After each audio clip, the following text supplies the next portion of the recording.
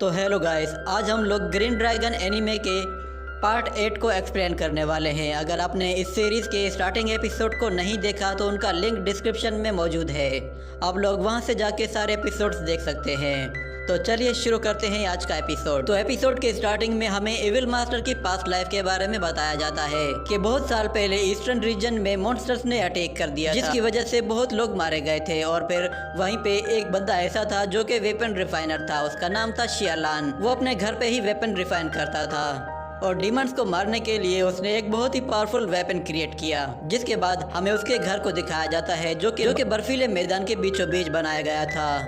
उसके घर में उसकी बीवी और उसका एक बच्चा था। वो एक वेपन को रिफाइन करके वहाँ से जाने लगता है। जिसके बाद उसकी बीवी उससे कहती है कि बाहर बहुत तेज बर्फ गिर रही है, तुम्हें कल जाना चाहिए। मगर वो कहता है कि हमारा अनाज खत्म हो चुका है और मैंने ये वेपन अब तैयार कर लिया है, तो अब अगर मैं ये मास्टर के पास लेकर जाता हूँ तो वो मुझे फौरन से इसके पैसे दे देगा। ये कहकर वो जैसे ही दरवाज़ा खोलता है तो बाहर से बहुत तेज़ ठंडी हवा आती है। जिसके बाद वो अपनी बीवी से कहता है कि मेरा इंतज़ार करना। ये कहकर वो चला जाता है, मगर मास्टर उसकी सोड लेने से इनकार कर देते हैं। जिस पर वो रोने लगता है और कहता है कि प्लीज़ मेरी बात सुनो, तुम्हारे मास्टर ने मुझे स्पेशली ये सोड बनाने के लिए कहा था। मगर वो सिपाही अंदर से कहते हैं कि चले जाओ यहाँ से, हमें इस सोड की कोई ज़रूरत नहीं है।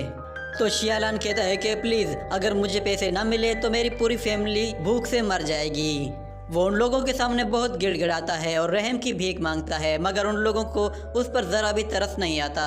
और वो उसे अंदर से कहते हैं कि हमें मास्टर ने साफ साफ कह दिया है कोई भी बंदा अगर सोड फोड़ करके यहाँ पे लेकर आए तो उसे यहाँ से निकाल देना, क्योंकि अब हमें उसकी कोई ज़रूरत नहीं है। और वैसे भी डीमंस अब यहाँ से जा चुके हैं, तो अब इस तलवार की हमें ज़रूरत नहीं है, तुम इसे कहीं और जाके बेच दो। ये सुनकर वो बहुत ज़्यादा उदास हो जाता है। जिसके बाद हमें दिखाया जाता है कि वो मायूस होकर अपने घर को लौट रहा होता है और जैसे ही अपने घर तक पहुंचता है तो उसे कुछ आवाज़ सुनाई देती है। ये आवाज़ असल में एक डीमन की थी जो कि उसके घर में घुस आया था और उसकी फैमिली को वो डीमन मार देता है। जिस पर शियालान को एक झटका सा लगता है और वो वहीं खड़ा रह जाता है। जिसके बाद उस डीमन की नज़र शियालान पे पड़ती है तो वो उसकी तरफ आगे बढ़ने लगता है।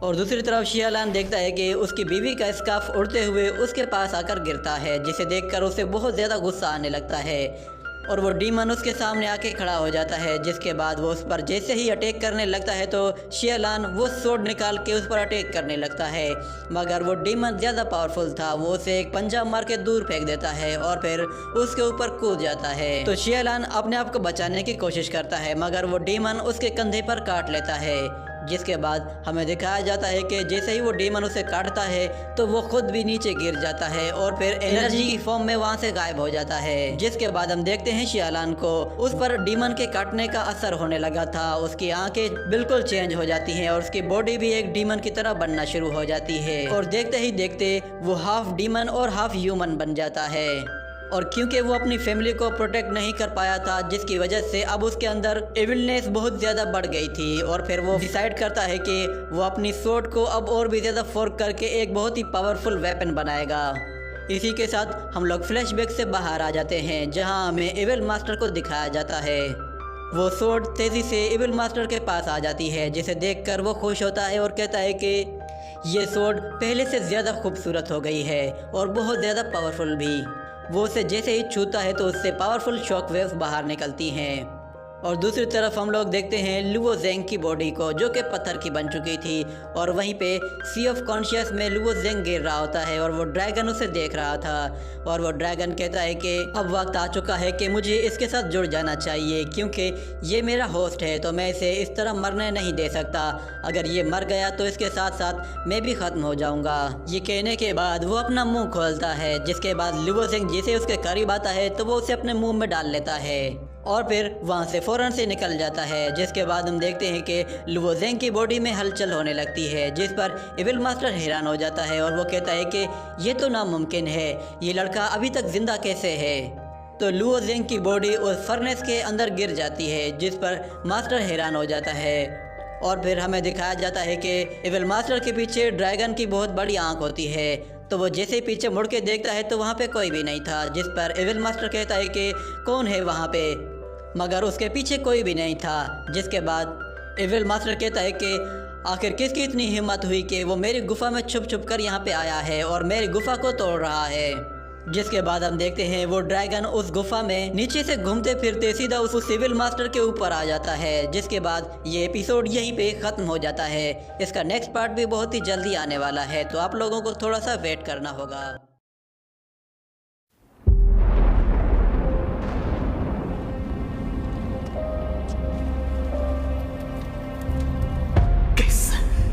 吸收斗气的速度远超之前，却为什么无法凝聚于体内？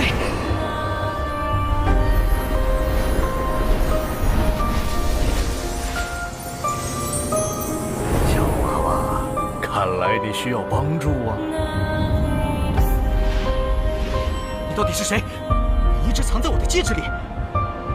我名为不是，凝聚这个功法，你为什么一直都不传给我？ 药老，吸你3年斗之气，老夫也是迫不得已。老家伙，你可知道你吸收我的斗之气给我带来了多少屈辱吗？小娃娃，你想变强，想受到别人的尊崇吗？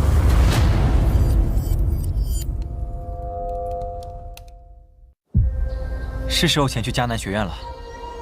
早日找到陨落心眼，也可以早日为你炼制躯体。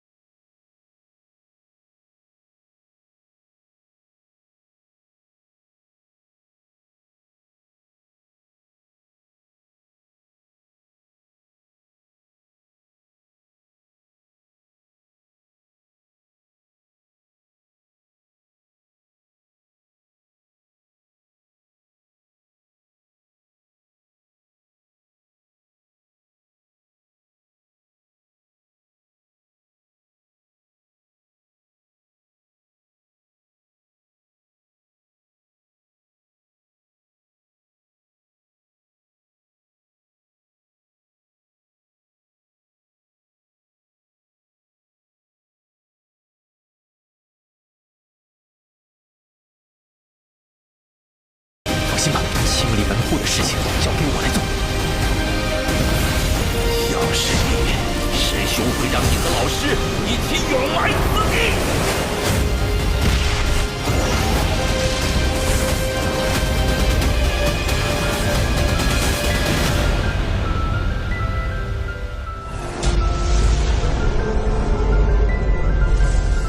想不到，猎人成了猎物。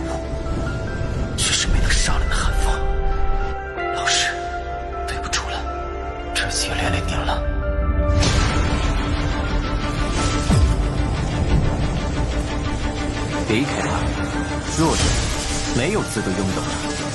是这样的话，就乖乖交出火光，否则一会儿你们就只能爬着进内院了。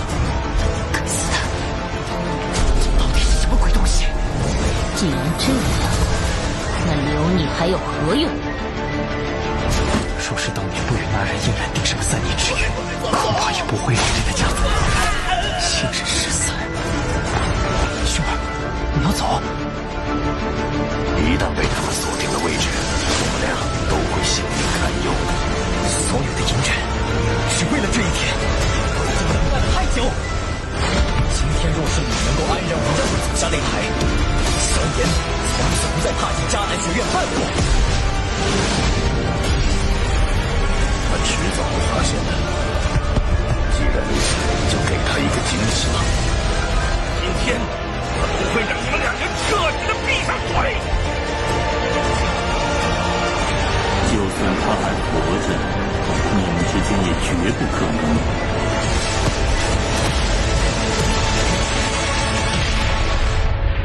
加玛帝国云岚宗，萧炎回来了。